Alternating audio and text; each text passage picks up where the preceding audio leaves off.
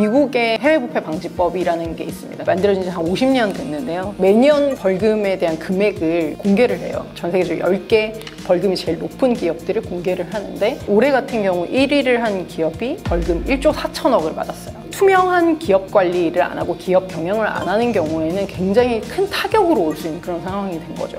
많은 부서에서 기업들이 함께 통합적으로 이 지속 가능성 이슈를 보고 있고 더 잘 관리해야 될 필요성을 느끼고 있기 때문에 저희 역시 인권노동 환경 반부패 이슈를 더 확산하기 위해서는 그런 식의 이제 어프로치를 지금 많이 하고 있는 상황입니다.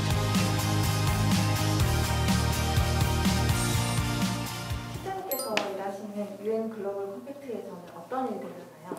네, 저희는 유엔 산하의 그 기업의 사회적 책임 확산하는 기구라고 제가 앞에서 말씀을 드렸는데요.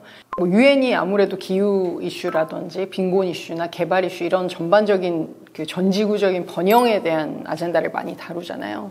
그러니까 그런 이슈들을 다루다 보니까 기업들이 상당히 문제를 많이 일으키는 거예요. 여러 가지 뭐 인권 침해를 한다거나 뭐 굉장히 환경 오염을 많이 시킨다거나 부패를 심각하게 해서 어떤 경우는 뭐 그 반정부 세력을 지원해서 막 그런 나라의 혼란을 자초하기도 하고 그런 식으로 사실은 기업들이 예전에는 굉장히 부정적인 영향을 굉장히 많이 미치다 보니까 그럼 유엔 차원에서 좀 기업들이 모여 있는 어떤 그런 그룹을 만들어서 함께 솔루션도 좀 찾고 유엔이 추구하는 이런 발전을 위한 어떤 아젠다들을 같이 공유하면서 모여있는 그룹을 만들자. 대신 사실 이거는 뭐 유엔 자체도 사실은 굉장히 강제력이 없기 때문에 우리가 조금 더 자발적인 이니셔티브를 만들어서 기업들이 함께 동참할 수 있는 길을 열어주자 해서 만들어진 게 유엔 글로벌 컴팩이고요. 그래서 거기서는 10대 원칙이라는 게 있습니다. 그래서 인권, 노동, 환경, 반부패의 10개의 원칙이 있고요. 그래서 기업들이 인권을 더 잘 내재화시킬 수 있도록 뭐 여러 가지 가이던스나 툴도 저희가 제공을 하고 있고 인권이 2개, 노동이 4개의 원칙이 있고요. 환경이 3개, 그렇게 반부패 이슈 하나 이렇게 있습니다. 그래서 그런 각각의 이슈별로 기업들이 기업 내부에서 어떻게 하면 사실 이런 이슈들을 더 잘 이행할 수 있을지 저희가 그런 관련 부서별로 또 가이던스나 지침 같은 것들도 많이 드리고 있고 특별히 이제 한국에서 사실은 이런 기업의 사회적 책임 이슈가 대두된 지 뭐 그렇게 오래되지 않았어요. 한 20년? 최근 10년 동안 굉장히 빠른 속도로 이런 이슈가 많이 이제 한국 사회에 퍼졌고, 우리 뭐 소비자라든지 뭐 언론이라든지 시민단체들에서 사실 기업에 대한 요구사항도 굉장히 많이 높아졌고요. 그렇게 하다 보니까, 그런 계속적인 교육을 통해서 우리 한국 기업은 그럼 어떤 방향으로 나가야 되는지에 대한 교육도 계속 많이 하고 있고 캠페인도 하고 있고요. 그래서 여러 정부나 뭐 국회나 시민사회들하고 또 언론사들하고 계속 이런 아젠다를 이제 한국에 계속 확산하기 위해서 저희가 뭐 여러 가지 노력들을 사실 지금 많이 하고 있습니다. 특히 SDG 관련해서는 기업이 SDG를 달성하기 위해서 어떻게 해야 되는지, 어떻게 비즈니스에 내재화해야 되는지 이런 거에 대한 가이던스 같은 거를 만드는 조직이 유엔 글로벌 컴팩이 유일하다 보니까 그런 측면에서 이제 한국 기업들한테 SDG 관련된 툴이나 가이드라인이나 이제 지침 같은 것들도 많이 사실 주고 있습니다. 지금. 네. 구체적으로 유엔 글로벌 컴팩트 10대 원칙의 인권, 노동, 환경, 반부패 이슈 각각의 분야에서 네. 어떤 활동을 하시나요? 네. 사실 제가 유엔 글로벌 컴팩 일한 지 지금 13년 정도 됐는데요. 처음에 이 업무를 시작했을 때는 대부분 사회공헌 팀 담당자들을 많이 사실 제가 만났어요. 그래서 뭐 어떤 사회공헌 활동을 하고 이런 얘기들을 주로 하셨는데 아직도 뭐 그런 기업분들도 많이 계시지만 지금 담당하는 부서들을 보면 대부분 핵심 부서에서 또 전략을 많이 짜는데 뭐 기획부서라든지 전략부서라든지 이런 부서들에서 사실 이런 CSR 관련된 전략도 지금은 많이 짜고 있는 그런 추진하고 수립하는 추세거든요. 특히 제가 인권, 노동, 환경, 반부패 이 각각의 어떤 영역들에 대한 그 담당 부서들 있잖아요. 그래서 뭐 인사부서라든지 또 환경팀들이 또 따로 있고요. 환경경영팀이라든지 또 부패 관련해서는 윤리경영이나 사실 컴플라이언스나 감사, 법무부서 이런 쪽도 사실 많이 만나거든요. 그래서 인권노동 이슈도 사실 우리 글로벌 비즈니스를 하는 기업들도 사실 한국에 굉장히 많이 있고 뭐 작은 기업이라 하더라도 유럽에 그 수출한다거나 이런 기업들은 계약을 할 때 그런 측면에서 UNGC에 가입하고 있는지 아니면 유사한 뭐 글로벌 스탠다드에 참여를 하고 있는지 그러면 어떻게 관리를 하고 있는지 이런 것들을 사실 질문을 많이 받거든요. 그래서 뭐 인권노동 측면에서도 최근에 이제 유럽이나 뭐 미국 같은 경우도 마찬가지로 뭐 현대판 노예제, 그러니까 그 공급망에서 이런 인권 이슈가 발생되지 않는지에 대한 관리를 하라는 거고요. 그거에 대한 뭐 실사라든지 또 공시를 해라 이런 법들이 지난 10년간 굉장히 많이 생겨났어요. 그래서 한국 기업들도 지금 그런 부분에 대한 뭐 영향 평가도 하고 대응도 하고 그런 좀 추세이고요. 그래서 그런 측면에서도 저희가 지금 계속 가이던스를 많이 주고 있고요. 특히 이제 공공기관들, 공기업 같은 경우는 실제로 이제 경영평가 같은 것들을 받으면서 그 안에 사회적 가치 평가도 받고 또 인권 이슈 관련해서도 평가를 받고 있는 지금 상황이라서 그런 부분에서 어떤 식으로 대응을 또 해나갈 수 있을지 같이 솔루션을 찾고 이제 우리 회원 그룹들이 같이 모여서 이야기를 굉장히 많이 나눠요. 그래서 그런 측면에서의 어떤 지원도 많이 하고 있고요. 또 환경 같은 경우는 제가 아까 CO2 뭐 배출도 말씀을 드렸지만 뭐 재생에너지 관련돼서 또 이제 그룹을 만들어서 저희가 정부라든지 국회 쪽으로도 기업들 의견을 많이 전달을 합니다.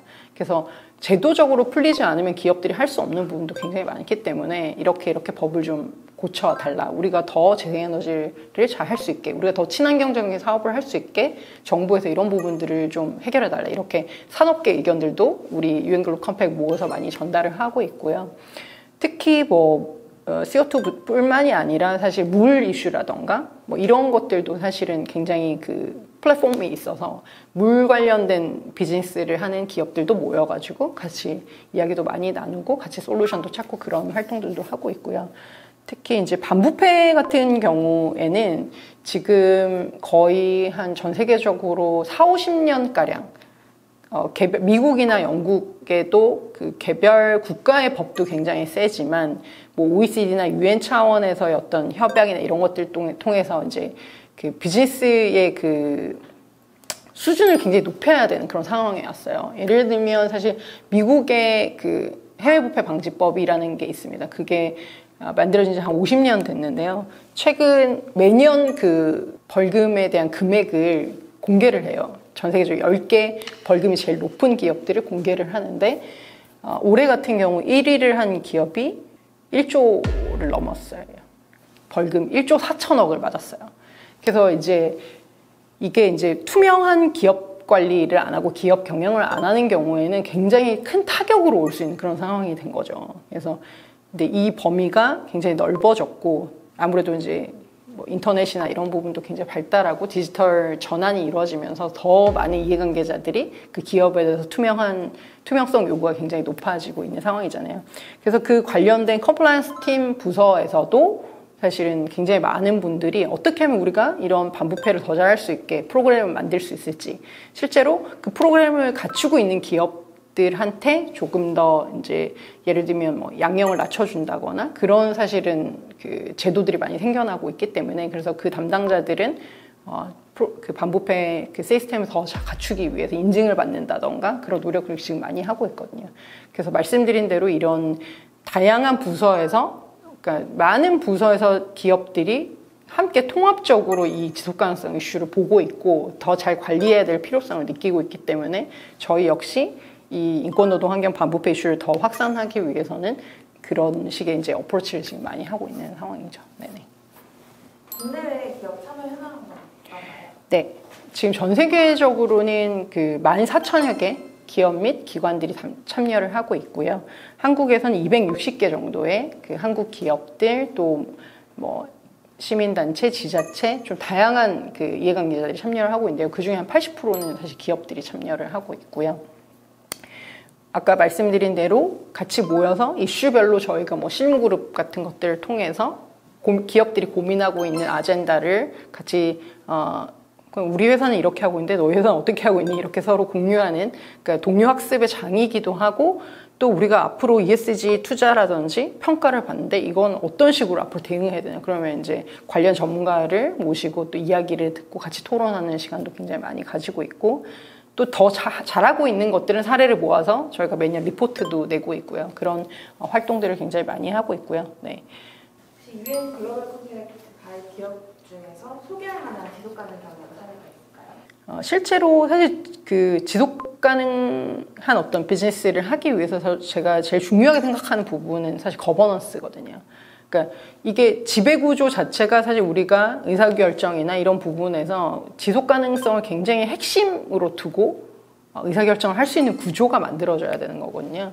그런 측면에서 최근 KB 같은 경우는 이사회 산하에 ESG 위원회 같은 것들을 만들어서 지금 그런 기업들이 조금 하나둘씩 생겨나고 있는데요. 더 이제 ESG 이슈를 중심에 두고 중요 고위 리더십에서 의사결정을 할 수 있는 그런 어떤 지배 구조를 만든다거나 또 최근에 많은 이제 기업들이 KB뿐만 아니라 삼성이나 이런 두산이나 이런 기업들이 이제 탈석탄 관련해서 선언을 하거나 검토를 하거나 이런 지금 탈석탄 금융을 선언하거나 이런 그 추세가 굉장히 많이 있고요. 그런 측면에서는 굉장히 좀 고무적이라고 할 수 있죠. 저희도 사실은 해외 NGO나 저희 본부나 UN 다른 그 기구들에서 저희 쪽으로 질문을 많이 보냅니다. 왜 한국 기업들은 계속 석탄에 투자하느냐? 이거는 문제가 있지 않느냐? 이런 식의 사실은 저희도 레터를 종종 받기는 하는데요. 그런 경우나 아니면 뭔가 그 글로벌 비즈니스를 할 때 인권 이슈라던가 부패 이슈에 연루되는 경우에는 이 기업에 지금 앞으로는 이걸 어떻게 지금 해결할 거냐 이런 거에 대한 것들을 사실 한국 기업에 대한 질문을 저희도 글로벌에서 많이 받거든요. 그런 측면에 대한 사실 리스크 관리는 계속 좀 필요한 상황이고요. 그런 측면에서 예전에는 사실 CSR 팀이 이런 CSR 이슈만을 담당했다면 이제는 투자자들이 이런 이슈를 많이 물어봐요. 그래서 투자자 대응하는 부서가 IR팀인데 IR팀에서 예전에는 너희 수익이 얼마나 나니? 너희 돈 잘 벌어? 이런 질문, 어떻게 돈 벌 거니? 이런 걸 질문했다면 이제는 너희 ESG 이슈 어떻게 관리하고 있어? 이 환경 이슈가 좀 심각하던데 이거는 이사회에서는 어떻게 생각하고 있고 너희 회사는 이걸 어느 정도의 리스크로 보고 있고 어떻게 해결할지 너희 목표를 보여줘. 그런 쪽에 이제 대응을 기업들이 많이 하고 있고요. 그런 그 대응 자체가 굉장히 중요해지고 있는 그런 추세라고 할 수 있죠. 특히 또 SK 같은 경우는 워낙 많이 사실 알려졌지만 또 리더십에서 굉장히 사회적 가치에 대한 이슈를 중요하게 생각하고 이런 것들을 또 KPI에 반영을 해야지만 사실 또 이행이 되거든요. 그래서 평가를 받고 또 더 잘할 수 있도록 계속 서로 솔루션을 찾고 이런 부분도 굉장히 중요하다고 생각이 듭니다. 그래서 인권 경영 같은 경우는 가장 잘하는 사례 중에 저희가 많이 꼽는 사례가 네슬레, 여러분이 잘 아시는 네슬레라는 기업이 있고요. 아무래도 이제 네슬레 자체가 이제 소비재 산업이고 이제 그 소비자들하고 굉장히 접점이 많은 산업군이잖아요. 그렇게 하다 보니까 이런 이슈를 오래전부터 관리를 많이 하고 신경을 썼을 수도 있는데 아무래도 이제 전 세계의 공급망이 많이 흩어져 있다 보니까 거기서 또 그 지역의 노동자를 고용하는 경우도 굉장히 많고 거기서 일어나는 여러 가지 인권 침해적 요소나 이런 부분들이 오래전부터 제기가 많이 되다 보니까 네슬레 같은 경우는 실제로 인권 영향 평가 같은 경우도 굉장히 선도적으로 해온 기업으로 알려져 있고요. 또 실제로 제가 이제 매년 우리가 인권 경영에서 가장 중요한 유엔에서 단일화된 기준이 있습니다. 국제적인 기준. UN 가이딩 프린시플이라고 해서 UNGP라고 알려진 저희 인권위에서도 지금 그것 때문에 이제 공기업들에게 그런 부분을 확산을 많이 하려고 노력하는데요. 그래서 UNGP 때문에 이제 매년 이제 제네바에서 인권 관련된 회의가 국제회의가 있는데 그때 이제 저도 매년 거의 가는 편인데 거기에 이제 네슬레 기업 거의 담당자들이 다 와 있습니다. 그 회의에. 그래서 그만큼 사실 인권 경영에 대해서 신경을 굉장히 많이 쓰고 있고요. 실제로 개도국 같은 경우는 사실 그런 이슈나 리스크 자체가 워낙 높다 보니까 그 지역에서의 어떤 인권 상황에 대한 모니터링이라던가 그 평가, 리포팅 이런 부분에 대해서도 굉장히 지금 잘하고 있는 기업으로 알려져 있고요. 그래서 네슬레의 어떤 케이스에 따라서 이제 다른 기업들도 많이 인권 영향 평가라던가 그런 부분들이 신경을 많이 쓰고 있고요. 그래서 조금 선두적인 사례라고 볼 수 있죠. 네. 아무래도 사실 코로나 때문에 이제 경기 침체가 좀 심각하고 일자리도 많이 없어지고 고용의 질 자체도 많이 악화되고 여러 가지 사회 문제가 많이 이제 촉발될 수밖에 없는 그런 상황이고 좋은 일자리가 없어진다거나 그런 부분에 대한 것들이 사실 굉장히 심각해서 기업 역시 사실은 수익도 많이 떨어지게 되고 그럼에도 불구하고 사실 최근에 ESG를 잘 하는 기업들이 회복 탄력성이라는 개념을 많이 쓰잖아요. ESG 이슈를 잘하는 조금 더 지속 가능한 비즈니스를 하려고 노력하는 기업들이 이런 어려운 상황에서 회복 탄력성이 더 높더라. 그리고 실제로 그런 기업에 투자를 하는 투자자들이 더 늘고 있다. 이런 분석이 굉장히 많이 나와요.